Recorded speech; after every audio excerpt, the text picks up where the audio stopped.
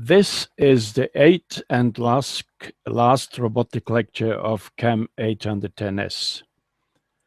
The topics of this lecture are economic aspects of industrial robot applications and social impacts.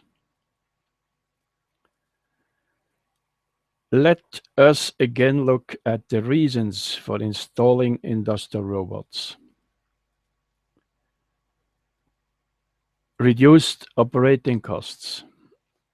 That means less costs for light, heat, and others. Improved quality of products. Robots do not tire, they are not distracted, and they do repetitive tasks without complaining. Improved quality of work for employees. That means jobs which involve dust, heat, and hazardous things. Increased productivity. Robots may work 24 hours on weekends without any breaks. They do not get sick. Increased flexibility. Quick change of process. Reduced waste. And reduced capital costs. Inventory and work in progress is less.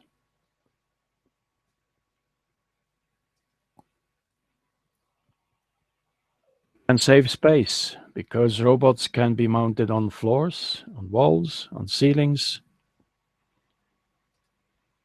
And there is a good return on investment, short ROI. An example. A job which is done by 2 operators in 2 shifts is planned to be done by a robotic cell. We consider a period of 7 years to analyze the return on investment. If the job is done by 2 operators who work in 2 shifts, labor costs amount to $100,000 a year. And the cumulative labor costs in 7 years would then be $700,000. The costs for planning, purchase, installation, and commissioning of the robot cell are supposed to be $250,000 in this example, which are invested in the first year. For each following year, an amount of $1,000 is budgeted for maintenance, so that we have cumulative costs of $256,000 in 7 years' time. The annual savings, that is robot cost minus labor cost, is of course negative in the first year. But from the second year on, $99,000 are saved yearly, so that the total savings over 7 years amount to $444,000.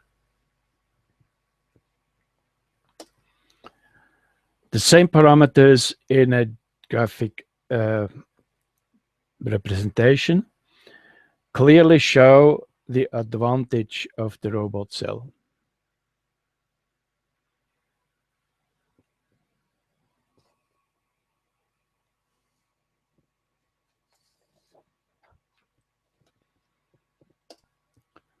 This graphic from a recent study of the American Boston Consulting Group shows 2 more strong reasons for installing industrial robots.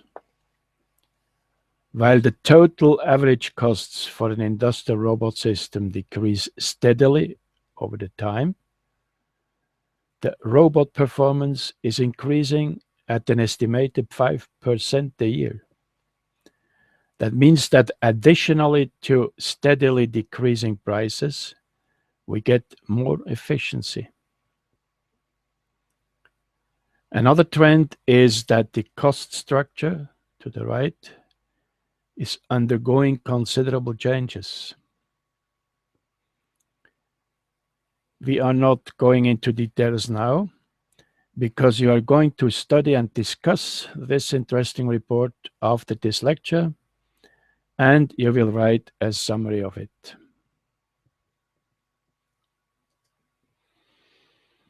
This is one of many graphics found on internet, which shows in what type of industries robots are employed. Interesting is the dominating role of automotive industries. The next graphic shows the fields of application of industrial robots. The leader is clearly handling, followed by welding and soldering, assembling and disassembling, dispensing and painting, cutting, milling, and other processes, and others and unspecified processes. This graphic shows the field of application of industrial robots per 10,000 manufacturing workers. World leader in robot density is clearly Japan, followed by Singapore, South Korea, and Germany, who are very close to each other. Other European countries follow, and the US as well.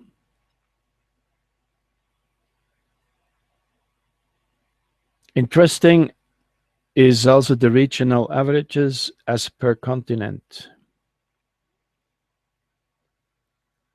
You see that Europe has the highest density, the Americas the second highest, Asia the third highest, and Africa the least highest. The two industrial robots per 10,000 workers in Africa may most probably be found in South Africa's automotive industry.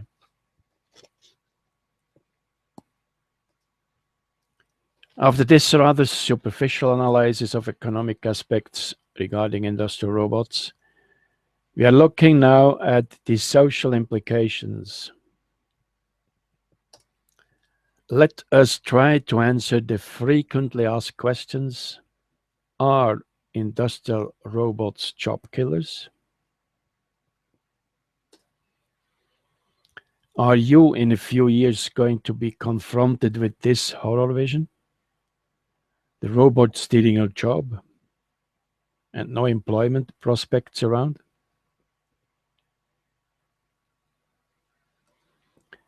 Before we are trying to answer this question, we look at the graphic of employment in manufacturing jobs over the last 70 years in the United States.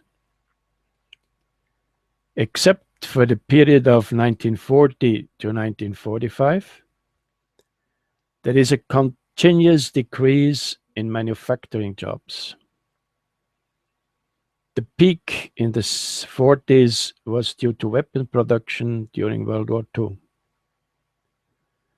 But after this, the trend was a dramatic drop in industrial jobs in the United States. An important reason for this development is the outsourcing of industrial production to low-wage countries, such as China, for instance. But there are, of course, also many other reasons.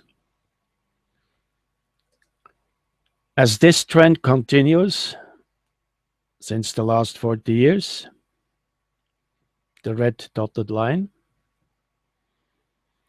the number of global industrial robots, the blue bars to the right, and the dotted green line, is steadily increasing, with a clear acceleration in the last few years. Hypercritics of industrialization and globalization may conclude that the reason for the dramatic drop in industrial jobs is the steady increase of robot applications.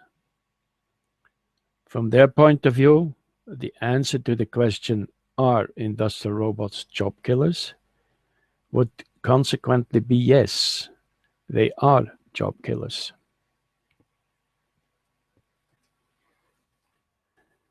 If we consider traditional assembly lines, such as this one, relay assembly in a Swiss plant in the 1940s, the answer is certainly yes. Jobs for little or poorly qualified workers are more and more replaced by automated devices, with or without robots, as we have seen in the previous lectures. This is certainly a great social problem, which must be discussed and for which solutions must be worked out.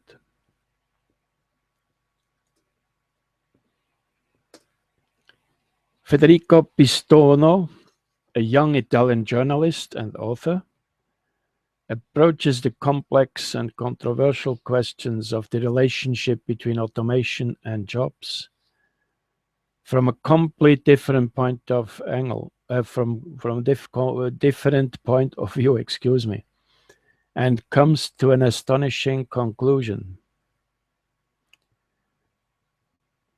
Watch the YouTube video after this lecture.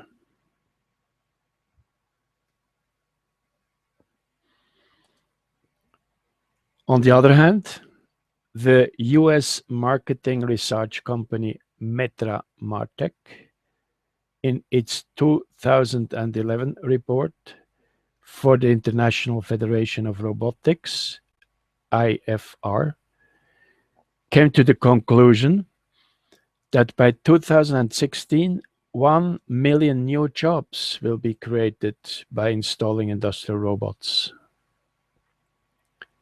It says that each newly installed industrial robot creates 3 new jobs. How comes?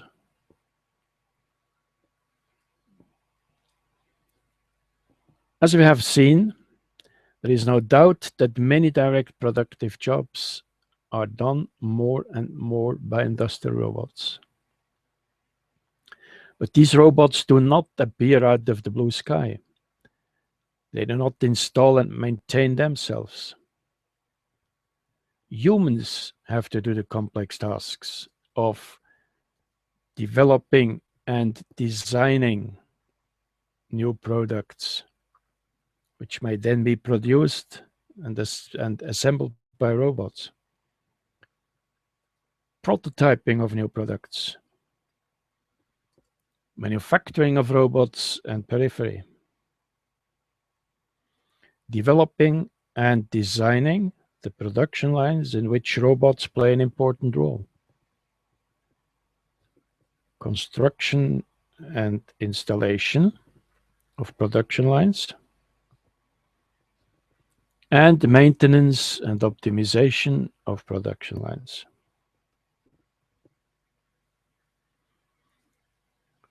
Here, just a few examples in pictures. Planning and design, clearly engineers' jobs. Assembling, testing, producing, technicians and qualified workers' job. Maintenance and modifications, and working with cooperative robots, among others.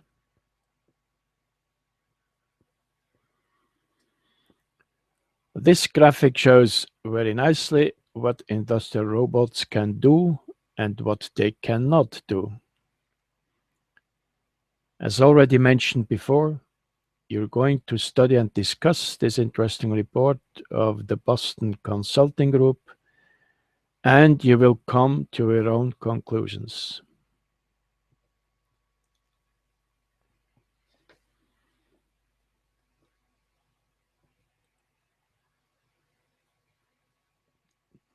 Last but not least, Some advice of how employers identify the top 5 job skills. These 5 show quite clearly the importance of the human factor in the question robots versus humans. Their ability to analyze and synthesize new skills, ability and willingness to learn, critical thinking and problem solving, interpersonal communication, and collaboration. None of this can be done by robots. So take your chances.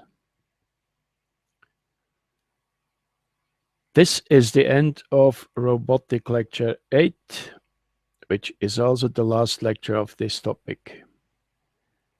You will find information regarding YouTube, films, videos, and exercises on the learning platform. Thank you for your attention.